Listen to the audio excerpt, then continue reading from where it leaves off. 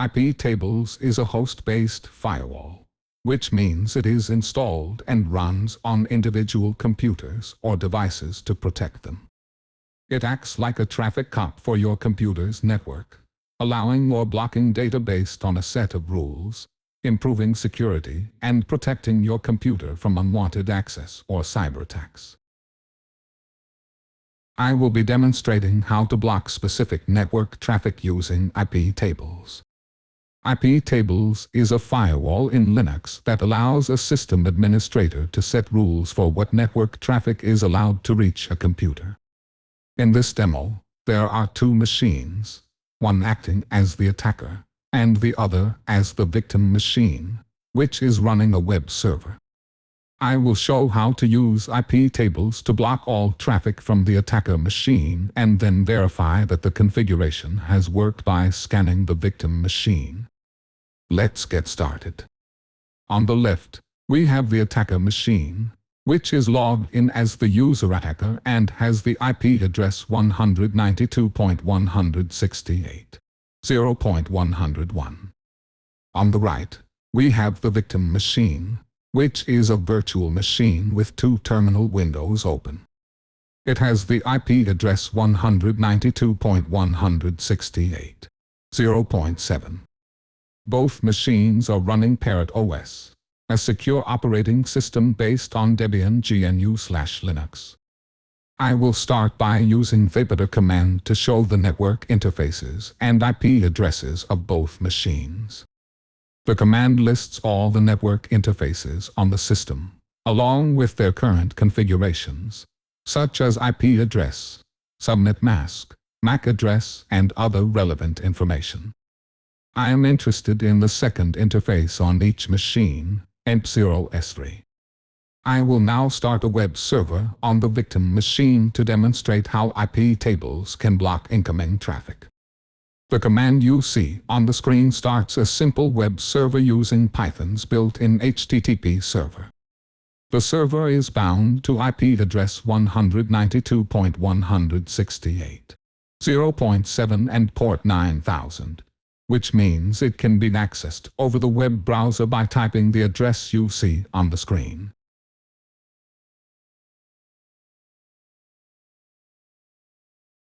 I will use a tool called Nmap to check if the web server is accessible. Nmap is a popular and powerful network scanning tool that can be used to identify hosts and services on a network and detect security issues.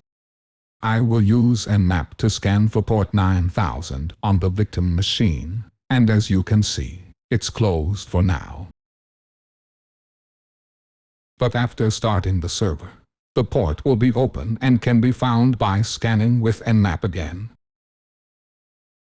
To verify that the web server is running, I will try accessing it from a local machine and from a host Windows machine.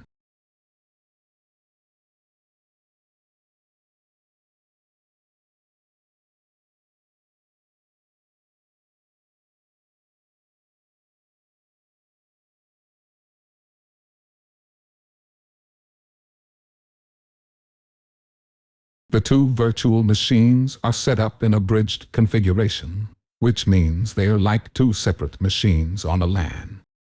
If there's a connection to the web server, new logs with a code 200, which stands for OK in HTTP, will appear in the terminal. I will run Nmap again to see if the port is open, and it is.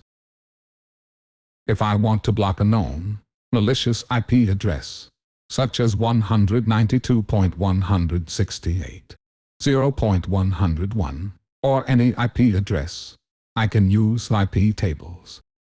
The command in the terminal creates a rule that says any incoming TCP traffic from the source IP address 192.168.0.101 must be blocked and not allowed to reach the computer. The word drop means that any traffic that matches the rule will simply be discarded and not processed. By using IPTables, I have complete control over the incoming traffic to my computer and can ensure that only the traffic I want is allowed to reach it. This helps keep my data and systems secure and protected from potential security threats. To confirm that the firewall rule created using IPTables is working, I will run nmap again to check for a proper response from the victim machine. The result shows that the host seems down, indicating that the incoming traffic from the attacker's machine has been successfully blocked.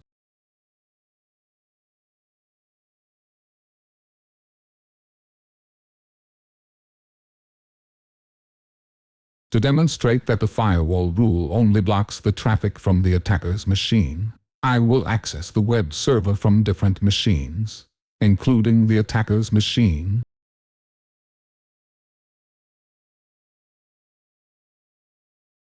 the victim machine,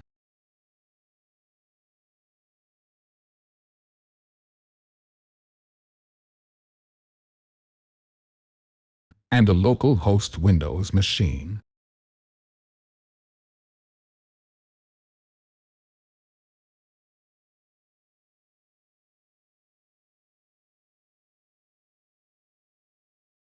As you can see, I could access the website from the victim's machine and any other device except the attacker's machine, which is stuck at loading the website.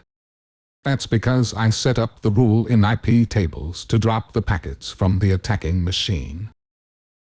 This confirms that the firewall rule created using IPTables is functioning as intended and effectively blocking incoming traffic from the specified source IP address.